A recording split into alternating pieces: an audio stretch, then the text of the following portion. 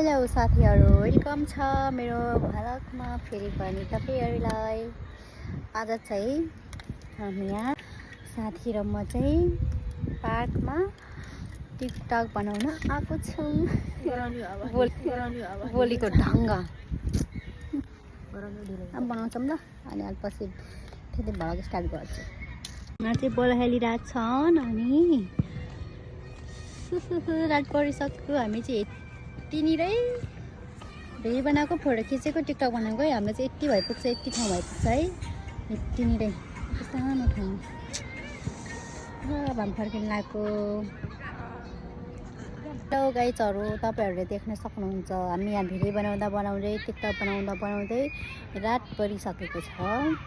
अब हामी फर्किन लागेको है। भानु केही कुरा यसो बोलिदेऊ न। हेलो गाइज, वेलकम छ हाम्रो ब्लगमा। अनि अरू बोल न।